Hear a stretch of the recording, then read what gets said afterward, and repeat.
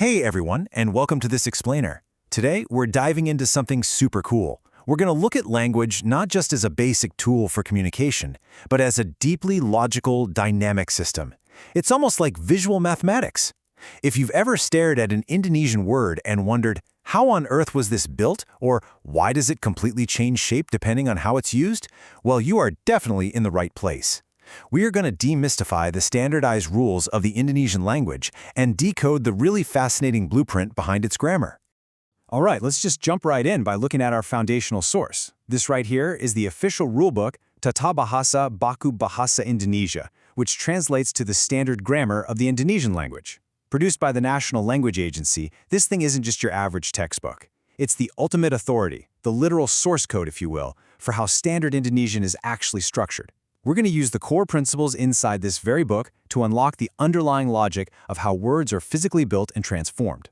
So here is our roadmap for today. 1. Foundation of standard grammar. 2. What is an affix? 3. The 4 core types of affixes. 4. Adaptation of loan affixes. And finally 5. Sound transformation patterns.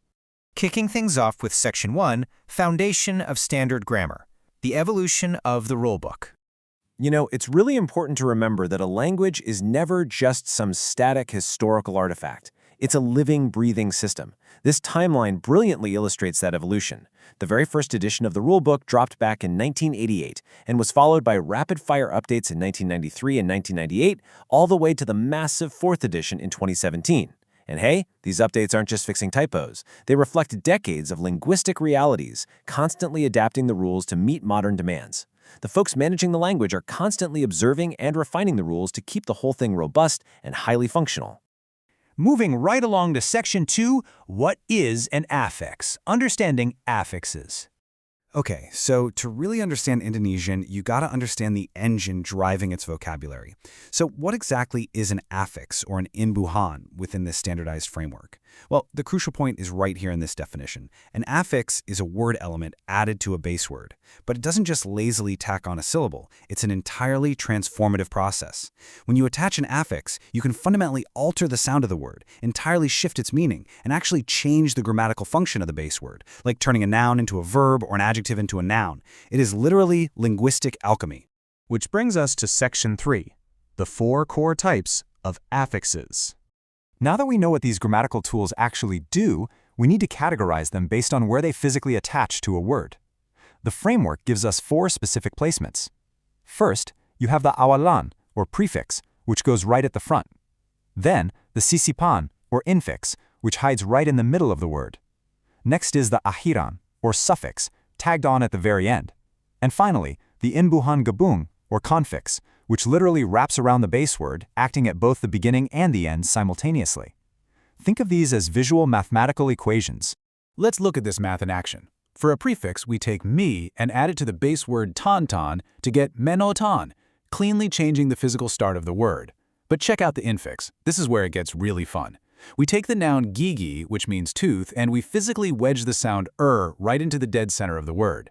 So gigi becomes garigi, transforming a single tooth into the concept of serrated teeth or gears. How cool is that? Let's see how this builds with the last 2 types. A suffix is pretty straightforward.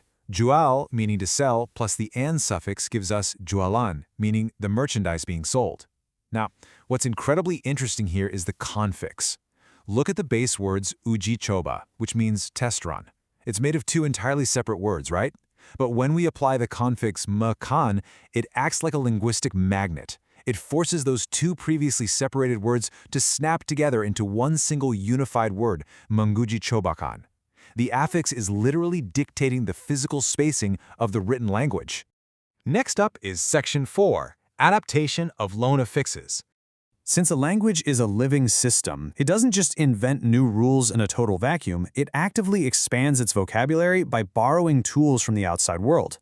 Here, we see how Indonesian has seamlessly integrated loan affixes from Sanskrit and other foreign languages. For instance, the suffixes man, wan, and wati come straight from Sanskrit and are used to denote a profession or an expert, turning sani, or art, into seniman, an artist.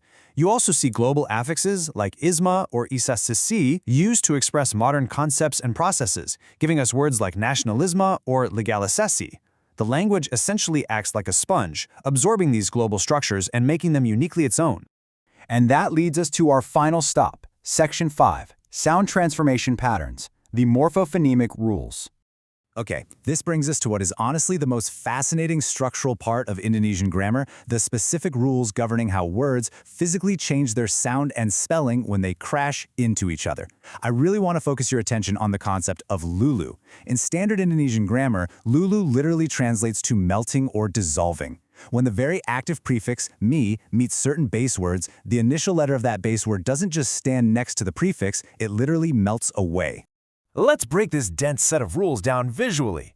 When the prefix mi encounters a word starting with S, K, or P, that starting consonant drops out completely to create a much smoother sound.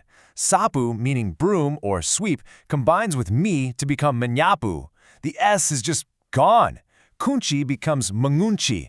Pesona melts into memasona. The math here is incredibly consistent. The language prioritizes phonetic flow, forcing the hard consonant to dissolve right into a nasal sound.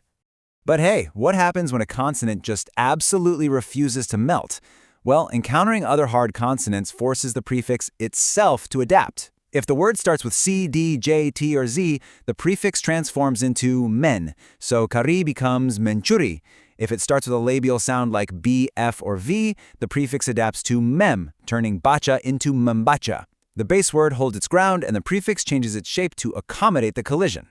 To wrap up this grammar math, we gotta look at vowels and the static letters.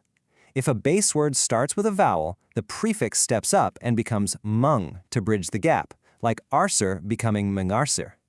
Conversely, there is a special set of letters, the liquids and nasals, like L, M, N, R, W, and Y, that are already so smooth that they cause absolutely zero change. The prefix stays exactly as mi, which is exactly why laut simply becomes malaut. So, we've seen how standard Indonesian grammar is this highly logical, evolving system of rules, affixes, and sound transformations. It really is a living code. So I'll leave you with this provocative thought. As globalization accelerates and times continue to evolve, what other loan affixes and mathematical language patterns are going to change the face of the Indonesian language tomorrow? Keep an eye and an ear out for the evolving puzzle of words all around you. Thank you so much for joining me on this explainer, and keep learning.